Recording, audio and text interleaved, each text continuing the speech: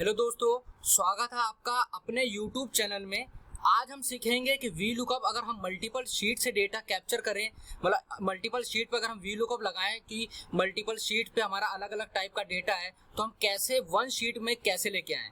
तो अभी आप देख रहे होंगे मैंने इस स्क्रीन पे अलग अलग यहाँ पर मैंने सेल्स में कुछ डेटा लिया हुआ। आप देखेंगे यहाँ पर मेरा एम्प्लॉय ID है, एम्प्लॉय का नेम है, किस डिपार्टमेंट वो एम्प्लॉय काम करता है और कौन सा बैंक है जिसमें उसकी सैलरी क्रेडिट होती है। ये सारी चीजें मैंने यहाँ पे अलग अलग इसलिए लिखी हुई है क्योंकि ये सारी चीजें किसी एक शीट से नहीं। आप देखेंगे मेरे पास तीन शीट ले रखी है, तीन शीट में अलग अलग एम्प्लॉय की इंफॉर्मेशन है, उसकी डिटेल्स हैं, तो मैंने अलग अलग शीट से कैप्चर करी है वी लुकअप की मदद से। तो इसलिए मैंने यहाँ पर ये तीनों अलग अलग बताई है कि किस तरीके से करेंगे ताकि मैं आपको अच्छे से समझा सकूँ कि ये मैंने मल्टीपल शीट से अगर मैं वी लुकअप लगाता हूँ तो मैं कैसे कर सकता हूँ। तो जैसे आप शीट 2 में जाएंगे तो शीट 2 में आप देखेंगे मैंने यहाँ एम्प्लॉय की आईडी ले रखी है, एम्प्लॉय का नेम ले रखा है कि उस एम्प्लॉय का नाम क्या है और उसकी डेट ऑफ ज्वाइनिंग क्या है। ठीक है, अगर मैं शीट 3 पे चलता हूँ तो शीट 3 में भी मेरे पास एम्प्लॉय आईडी है, उसका डिपार्टमेंट है और कौन सी लोकेशन में वो एम्प्लॉय काम करता है वो लोकेशन दे रखी है।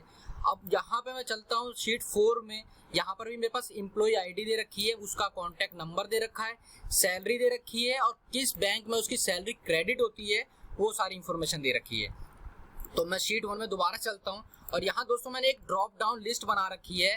पिछली वीडियो में मैंने आपको बताया था कि ड्रॉप डाउन लिस्ट कैसे बनाते हैं। अगर और आपको नहीं पता तो कोई दिक्कत की बात नहीं, मैं इस वाली वीडियो में भी आपको बता दूंगा कि ड्रॉप डाउन लिस्ट कैसे बनाते हैं। ठीक है, तो आप देखेंगे मैं इस ड्रॉप डाउन में मैं कोई भी एम्प्लॉय आईडी सेलेक्ट करता हूँ, आप देखेंगे उसके अकॉर्डिंग जो भी यहाँ पर 101 पे एम्प्लॉय है संदीप, उसका डिपार्टमेंट और उसका बैंक, आप देखेंगे मैंने 101 सेलेक्ट किया तो यहाँ पर ऑटोमेटिक उसके अकॉर्डिंग जो उसके डिटेल्स है, जो उसकी इंफॉर्मेशन है ऑटोमेटिक चेंज हो गई। आप देखेंगे यहाँ पर मैंने अगर कुछ और लेता हूँ तो उसके ऑटोमेटिक वो भी चेंज हो गया है। अगर मैं कोई और आईडी लेता हूँ तो उसके अकॉर्डिंग भी वो चेंज हो गया। तो ये सारी चीजें कैसे हो रही हैं वो ये सारी चीजें बहुत अच्छे से आपको मैं समझा दूंगा। और कभी भी आपको कोई भी डेटा आपको मल्टीपल शीट से चाहे 4 हो चाहे 4000 हो, आप इजीली आप उसको कैप्चर कर सकते हैं किसी सिंगल शीट पे।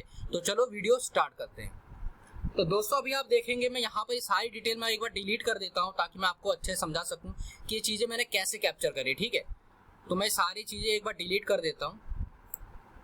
मैंने सारी चीज डिलीट कर दी है और यहाँ पर मैं सबसे पहले मैं बना लेता हूँ ड्रॉप डाउन लिस्ट। अभी मेरी बन रखी है लेकिन मैं बता देता हूँ कि किस तरीके से बनाते हैं। आपको सिंपली क्या करना है, आपको डेटा में जाना है। डेटा में जाने के बाद यहाँ पे एक आपको ऑप्शन मिलता है डेटा वैलिडेशन। जैसे आप इस ड्रॉप डाउन पे क्लिक करेंगे तो यहाँ पे तो आपको 3 ऑप्शन मिलते हैं। तो फर्स्ट वाला आ रहा है डेटा वैलिडेशन, तो इस पे आप जैसे क्लिक करेंगे तो यहाँ पर आपका यहाँ पे सेलेक्ट होगा एनी वैल्यू। आपको ड्रॉप डाउन पे क्लिक करके यहाँ पे एक ऑप्शन मिल रहा है आपको लिस्ट। जैसे आप उस पर क्लिक करते हैं तो यहाँ पे एक सोर्स का आपको जो टैब है वो हाईलाइट हो जाएगा। आप सिंपली मैं इसको डिलीट कर देता हूँ, डिलीट कर दिया। अब यहाँ से आप कोई भी सोर्स सेलेक्ट कर सकते हैं जहाँ पर भी उसकी एम्प्लॉय आईडी है, या आप कोई भी यूनिक चीज उसको ले सकते हैं जिसके अकॉर्डिंग आपको डेटा चेंजेस करवाने हैं। तो मैंने शीट 2 से मैंने यहाँ पे एम्प्लॉय आईडी मैंने सेलेक्ट कर ली। सेलेक्ट करने के बाद सिंपली मैं यहाँ पे ओके करूंगा। ओके करने के बाद आप देखेंगे यहाँ पे मेरी ड्रॉप डाउन लिस्ट आ गई है जो भी जितनी भी मैंने सेलेक्ट करी थी। ठीक है, तो ये हमारा पहला स्टेप था। अब मैं क्या करूंगा, सिंपली मैं वी लुकअप का यूज करके यहाँ पर मैं लेके आऊंगा एम्प्लॉय का नेम। तो मैं क्या करूंगा, इज इक्वल टू लिखूंगा वी लुकअप। मैंने सेलेक्ट कर लिया। अब इसके बाद बोल रहा है लुकअप वैल्यू, तो लुकअप वैल्यू मेरी क्या होगी, एम्प्लॉय आईडी। मैंने इसको सेलेक्ट करा कोमा। अब मेरे को बोल रहा है टेबल एरे कि आपको कौन सा डेटा चाहिए। तो मैं यहाँ जाऊंगा शीट 2 पे मेरा जो एम्प्लॉय का नेम है, तो मैं सिंपली शीट 2 पे जाऊंगा। शीट 2 पे जाके मैं यहाँ पे पूरी टेबल सेलेक्ट कर लूंगा। सेलेक्ट करने के बाद मेरा जो एम्प्लॉय नेम है वो मेरी मेरी जो कॉलम 2 है उसमें है, तो मैं कोमा 2 कोमा 0 जो करेक्ट मैच के लिए हमें चाहिए होता है वो हमने सेलेक्ट कर लिया। अब उसके बाद मैंने यहाँ पे ब्रैकेट क्लोज कर दिया और आप देखेंगे मेरा यहाँ NA आ गया क्योंकि मैंने यहाँ पर अभी कोई भी एम्प्लॉय आईडी सेलेक्ट नहीं कर रखी है। जैसे मैं कोई भी एम्प्लॉय आईडी सेलेक्ट करूंगा तो ये NA हट जाएगा। ठीक है, अब मैं सिंपली मैं डिपार्टमेंट पे जाता हूँ। सिंपली मैं यहाँ दोबारा से मैंने वी लुकअप सेलेक्ट किया। ठीक है, सेलेक्ट करने के बाद दोबारा से इस जो सेल है जो भी यहाँ पे आईडी आएगी उसके अकॉर्डिंग डिपार्टमेंट चेंज होगा, कोमा। अब डिपार्टमेंट हमारा है 3rd शीट पे, मैंने इसको क्लिक किया। ठीक है, मैंने यहाँ पर सेलेक्ट किया इसको और मेरा डिपार्टमेंट कौन सा है, 2 पे है, लेकिन मैं पूरा सेलेक्ट कर लेता हूँ। बाद में हो सकता है हमें लोकेशन चाहिए तो मैंने इसलिए पहले ही मैंने पूरा सेलेक्ट कर लिया, कोमा 2 कोमा 0। ठीक है, मैंने सेलेक्ट करके ब्रैकेट बंद कर दिया। अब मेरे को थर्ड चाहिए, यहाँ पे मेरा डिलीट हो गया बैंक, यहाँ लिख देता हूँ मैं बैंक नेम, ठीक है। अब मैं यहाँ पे दोबारा से वी लुकअप लगाऊंगा और हमारी जो लुकअप वैल्यू होगी हमारी ये सेल होगी जहाँ पे हमको एम्प्लॉय आईडी चाहिए, कोमा। अब जाएंगे हम शीट 4 में जहाँ पे हमारी इस बैंक की डिटेल की इंफॉर्मेशन है। जैसे हम इसको सेलेक्ट करेंगे पूरा, हमारा 4th कॉलम में हमारा बैंक का नेम है, इसको कोमा करेंगे। अब कॉलम इंडेक्स नंबर हम 4 लिखेंगे, करेक्ट मैच के लिए 0, ब्रैकेट क्लोज, देन एंटर। अब यहाँ पर तीनों हमने जो हमें डेटा चाहिए था, जो हमें शीट से इंफॉर्मेशन, मल्टीपल शीट से इंफॉर्मेशन चाहिए थी, वो हमने वी लुकअप की मदद से ले लिया, ठीक है। अब यहाँ पर मैं यहाँ पर कोई भी ड्रॉप डाउन सेलेक्ट करूंगा तो आप देखेंगे उसके अकॉर्डिंग जो डेटा है वो आ रहा है। आप देखेंगे 102 का, जो 102 का हमारी जो एम्प्लॉय है क्या हमारा सही है, हम यहाँ पे चलेंगे इजीली। तो आप यहाँ पर देखेंगे 102 का पुनीत है, ठीक है, और 102 का अकाउंट डिपार्टमेंट है, और जो इसका बैंक है SBI बैंक है। अब यहाँ देखेंगे Puneet account department SBI bank. अब मैं दोबारा से मैं सेलेक्ट करूंगा कोई और आईडी, मैंने यहाँ सेलेक्ट कर दिया 4। यहाँ एम्प्लॉय नेम है सोनिया, डिपार्टमेंट का है कंप्लायंस, और बैंक नेम है HDFC बैंक। तो यहाँ पे आप देखेंगे यहाँ सोनिया आ रहा है और यहाँ पे इसका आ रहा है डिपार्टमेंट कंप्लायंस, एंड इसका जो बैंक है हमारा वो HDFC बैंक है। तो यहाँ पे आप देख रहे हैं इजीली ये सारी चीजें चेंजेस हो रही है जैसे हम जो भी हमने मल्टीपल शीट से हमने लगाया था।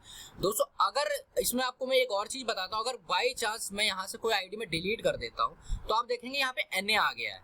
तो NA को अगर आप कोई यूनिक कोई चीज देना चाहते हैं कि अगर यहाँ पे कोई चीज NA आए तो उसके जगह पे आपको यहाँ पर क्या दिखाना है। कुछ लोग होते हैं वहाँ पर ब्लैंक दिखाते हैं, कुछ पर्सन यहाँ 0 दिखाना चाहते हैं। वो सारी चीजें हम कैसे करेंगे, तो सिंपली एक छोटी सी चीज आपको एक और करनी है। यहाँ पे वी लुकअप के स्टार्टिंग में आपको यहाँ पे लगा देना है इफ एरर। इफ एरर बहुत काम का फॉर्मूला होता है जो आपके एरर को आपके अकॉर्डिंग जो भी आप चीज चेंजेस करना चाहते हैं उसके अकॉर्डिंग वो चीज दिखा देता है आपके डेटा में। अगर आपको इफ एरर की पूरी वीडियो अच्छे से जाननी है तो आप हमारी प्लेलिस्ट में जाके आराम से देख सकते हैं कि इफ एरर पे मैंने जितने भी इफ एरर हैं वो कैसे आते हैं और उनका कैसे सोल्यूशन हम लें, सारी चीजें मैंने उस वीडियो में बता रखी है, तो उस वीडियो को जरूर देख लें।